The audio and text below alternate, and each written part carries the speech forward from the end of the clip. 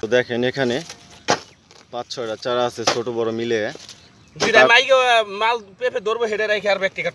আচ্ছা, পুষ গাছ আছে, তো সবগুলো কাইটে আর কি ফেলাই দেবো। যে কোনো একটা স্ত্রী গাছ রাখবো, যে গাছটা ফলন দিব।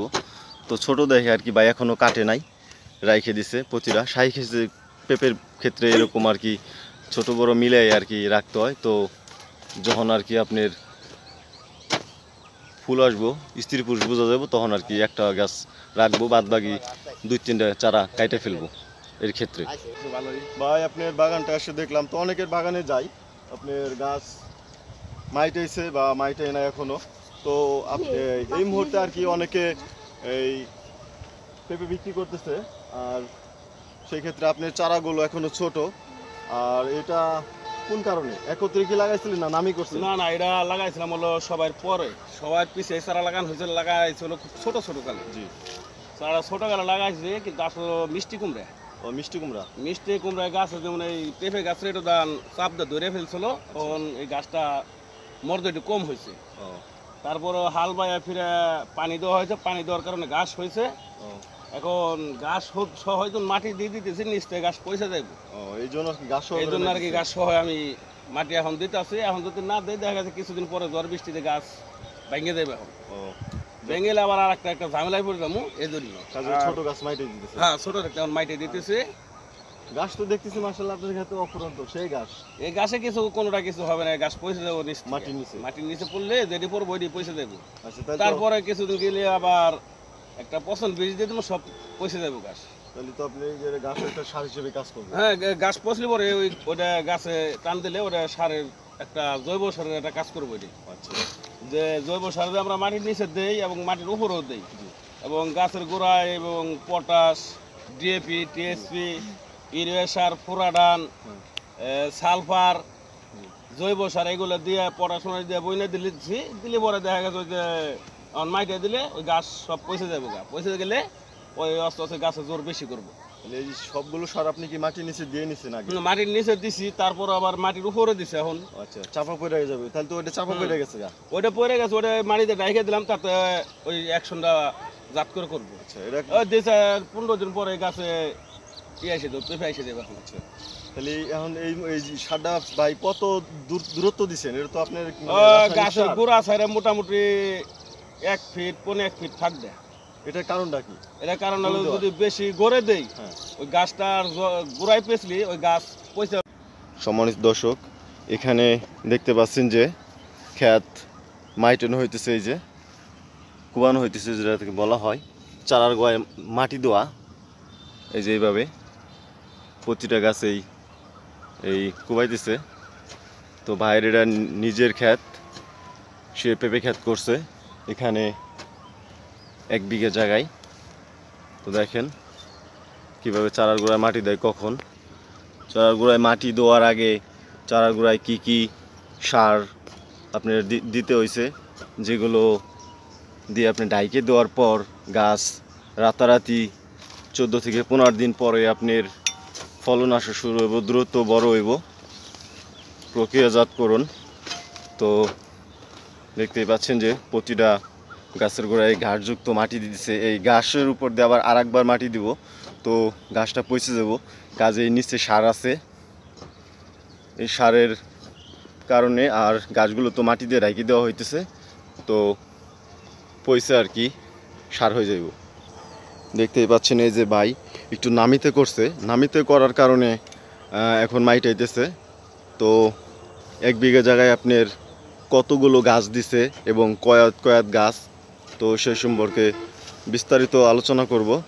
তো এই যে ভাই চারার গোড়ায় দেখতেছেন মাটি দিতেছে ঘাসযুক্ত। অনেকে ঘাস কীটনাশক মানে কিছু আছে যেগুলো দিলে ঘাস পচার পর মাইটায়, তো ভাই গাছ সহকারে মাইটে দিছে। এই গাছটা মাটির নিচে চাপা পড়ে একদম সারযুক্ত হয়ে যাবো গা। আর এই গাছ মাইটানোর শাহী পেঁপের ক্ষেত্রে এরকম আর কি আপনার যত জায়গায় দেখতেছেন, তো 4-5টা করে চারা রয়েছে। যে কোনো একটা চারা আর কি স্ত্রী গাছ হিসেবে গণনা করা হইব, ওই একটা চারাই পেঁপে দিব। তো দেখেন এই ক্ষেতে কত বেশি ঘাস, এই ঘাস যখন আপনার পচে যাইব তো সার হয়ে যাব। এটা মাটির নিচে চাপা পড়ে যাইতেছে, আপনারা দেখতেই পাচ্ছেন ভাই কি সুন্দর করে মাইটাই দিতেছে।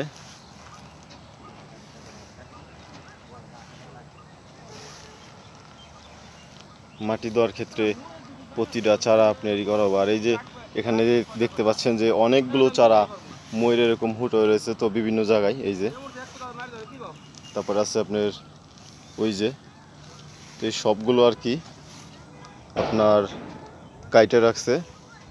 এখানে আপনার প্রতিটা চারায়ের মানে বেডে চারার গোড়ায় আপনার 5টা 6টা করে চারা ছিল, যে কোনো একটা দুটো করে চারা রাখছে।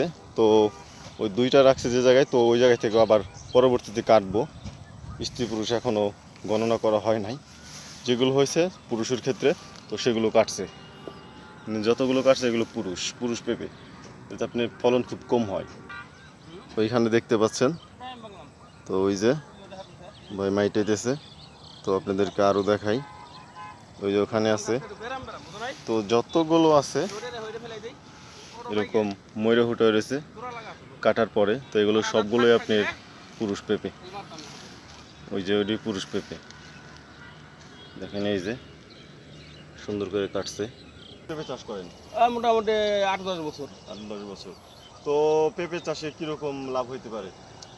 লাভ ওটা যদি গাছ ভালো ফলন থাকে, ফলন বুঝায়। এমন আছে কোন কোন ক্ষেত পানি টানি আইসা দুয়াটা মরে যা, আচ্ছা, আবার ওটা লাভ শেষ। আবার অনেকে যত্ন দিতে পারে না, আবার দেখা গেছে অনেকজনের যত্নের কারণে গাছে ফলন পায় না, তার লাভ কম হয়।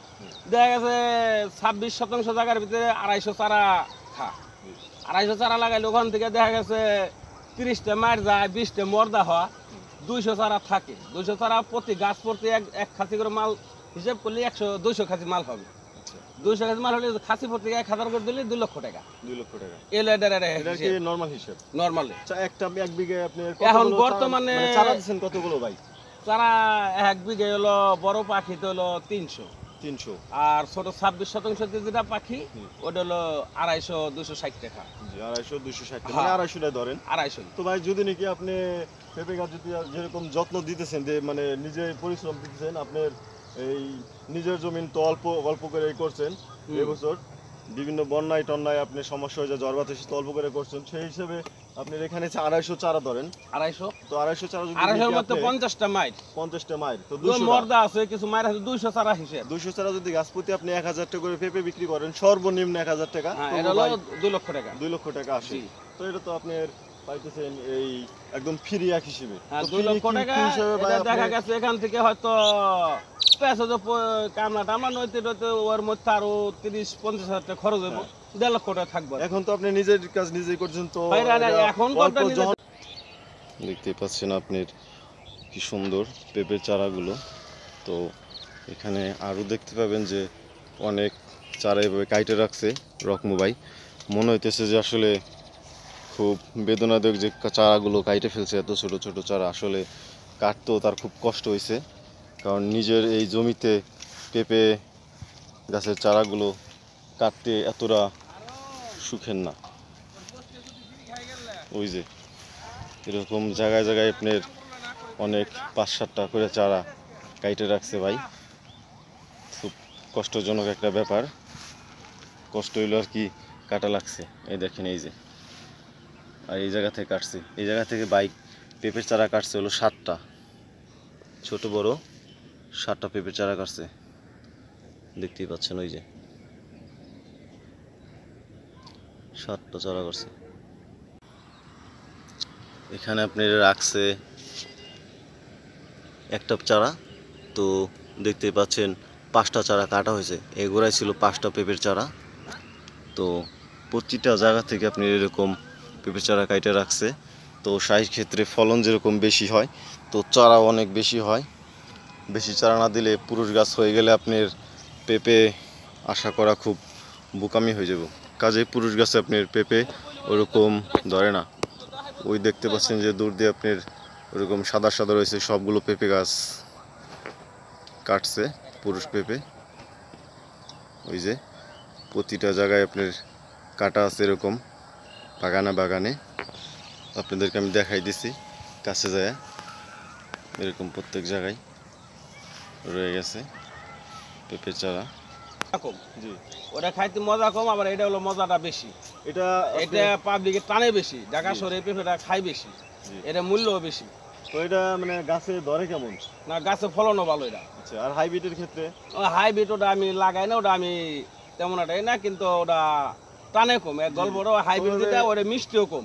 আচ্ছা, আর একটা কথা হলো 2 বছর আগে দেখলাম যে আমার এলাকায় হাইব্রিড করছে, তো আসছিল কিন্তু তারা এখন বাদ দিয়ে দিচ্ছে। চারা তো ওই যে যে মাল পেঁপে বড় পাকলি হয় না। পরে জি, ওই পাকা পেঁপে যদি বেচতে যায় ওটা বেচতে পারে না, ওটা কোনো মিষ্টি লাগে না, ওটা ডাইরেক্ট পানি। আচ্ছা। এই জন্য যেমন হাইব্রিড বাদ দিয়ে দিচ্ছে মানুষ। ও আচ্ছা, হাইব্রিডটা চাষ করে। হ্যাঁ, এখন ওই শাহী পেঁপেটা আর কি চাষ করে বেশি। কাজে কাজে আপনি এটা কি আপনি কাঁচা পেঁপে আর পাকা পেঁপে দুইভাবে বিক্রি করা হ্যাঁ সম্ভব? হ্যাঁ, কাঁচা দুটোটা আর কি আলাদা আলাদা বিক্রি করে। যেমন এখন গড়ে যেটা আসবো কিছুদিন পরে ওটা ছিঁড়ে বিক্রি হয়ে দেবো। আচ্ছা তারপরের পর নেবে, তারপরের পর সাজে ওই সময় কিছু কিছু রাইখে দিব। আচ্ছা। কোন দেখ কিছু কিছু পেঁপে দেখা গেছে আমরা ওটা বীজ বানামো, আর কিছু পাহা পেঁপে ওটা বিক্রি করে ফেলাম। তো ভাই এটা পাকাটা কতটুকু ওজন হইতে পারে সর্বোচ্চ? ওই 3 কেজি 3.5 কেজি, আর নিম্ন তো যেটা ওটা 2 কেজি। আচ্ছা, এই তো আপনার অনেক ইম্পর্টেন্ট কথা। তো ভাই আপনার সঙ্গে কথা বলে অনেক ভালো লাগলো, ভালো থাকবেন। ঠিক আছে, আল্লাহ ভরসা। আল্লাহ হাফেজ।